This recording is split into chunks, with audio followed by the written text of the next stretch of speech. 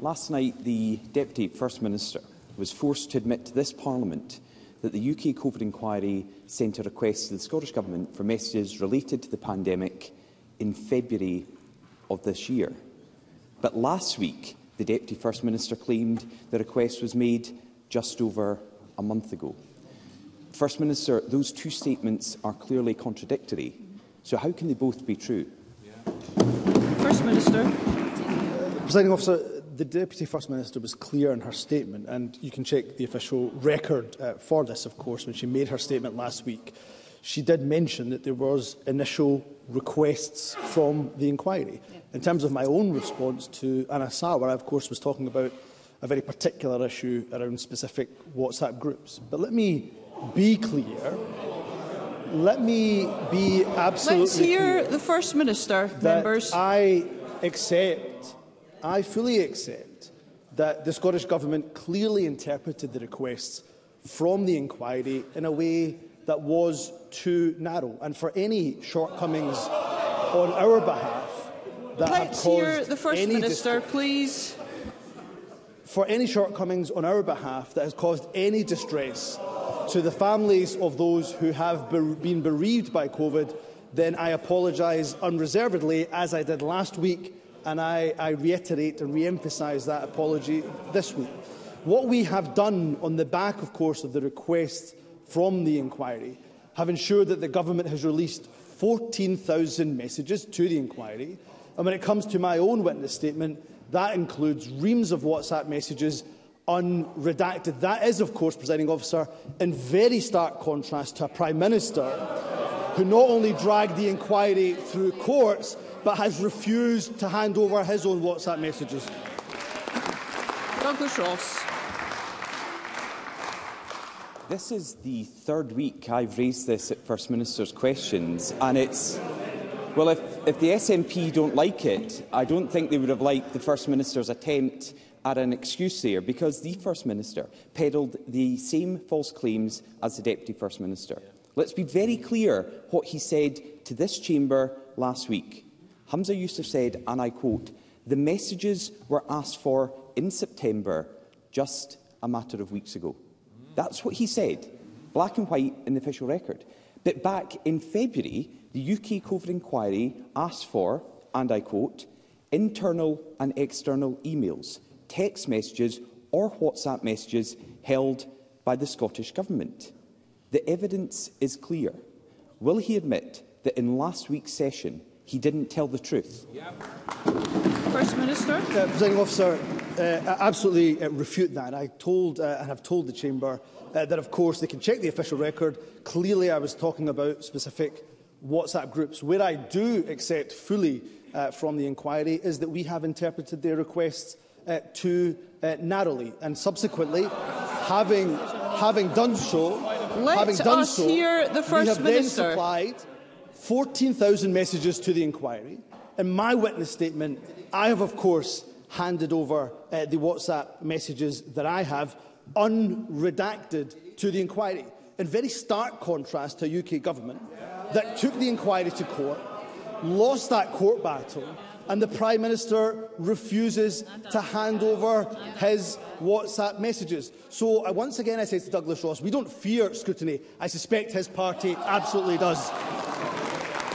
Douglas Ross.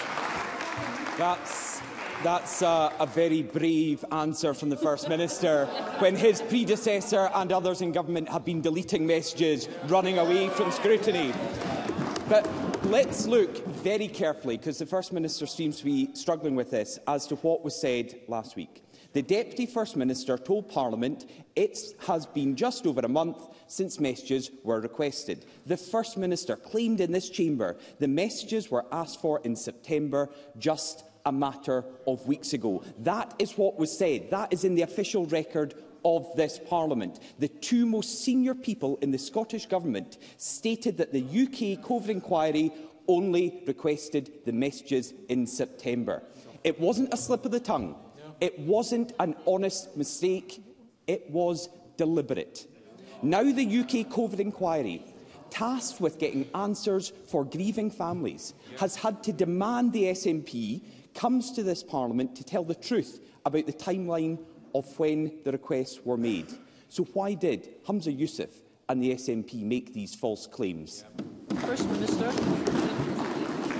I would urge Douglas Ross to once again read the statement from the Deputy First Minister, which, of course, says in black and white, well, if Douglas Ross has, he will see in black and white that the Deputy First Minister references initial requests. It is entirely understandable and, of course, appropriate for the inquiry to ask us to then provide the absolute full context of requests, which we did without any hesitation, without arguing back with the inquiry, to ensure that we were transparent and accountable. Now, I understand why Douglas Ross wants to obsess about process. We've, of course, handed over the 14,000 messages. I've handed over reams of WhatsApp messages from myself, and I absolutely acknowledge the distress that has been caused to families that have been bereaved by COVID and apologise unreservedly to them. While the process is important, the substance of those messages are important too. And what I can say with total confidence, even though I have not seen some of the messages, of course, from individual witnesses,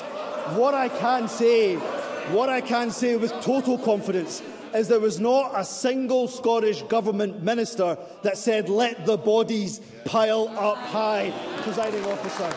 That, of course, presiding officer. Thank you. That, of course, presiding officer, was none other than Boris Johnson, a man that Douglas Ross served under in government, a man that Douglas Ross, of course, defended to the hilt, a man that Douglas Ross claimed was honest. Douglas Ross should be ashamed of himself for his defence of Boris Johnson. Douglas Ross. Humza Yousaf should not just be ashamed of himself for that answer, but the way he is treating this Parliament with contempt and the families of grieving victims. Let us be very clear. The UK COVID inquiry repeatedly asked the SNP government for WhatsApp messages. They asked if the messages existed last year. They asked for the messages themselves in February of this year, and again in March, and in July, and in August. But the First Minister and Deputy First Minister claim none of this ever happened. They have been caught red-handed in a cover-up. They knowingly told this chamber statements that were false. Isn't it beyond doubt that Humza Yousaf and Shona Robeson misled this Parliament? First Minister. Not the case, presiding officer. And I would refer Douglas Ross once again to the official record, where the Deputy First Minister, in black and white, talks about initial requests. What I absolutely fully accept is that, as a government, we interpreted those requests too narrowly. What we have done to take corrective action is to make sure we submitted 14,000 messages. What I have done, of course, is made sure that I have handed over the messages that I have in unredacted form. But let's not take away from the substance instead of the process issues that Douglas Ross, of course, is so obsessed with. We had this week Simon Case describing working in Boris Johnson's government as taming wild animals. That, of course, was a government that Douglas Ross was a member of. I can't even read out the messages that Dominic Cumming handed to the inquiry. However, we heard from that inquiry. We heard Douglas Ross won't want to hear this. I can understand why he's trying to shout it down. But, presiding officer, this is an exceptionally important point. In the inquiry in the last couple of weeks, we have heard there was a deliberate attempt by the UK government to exclude devolved governments from decision-making.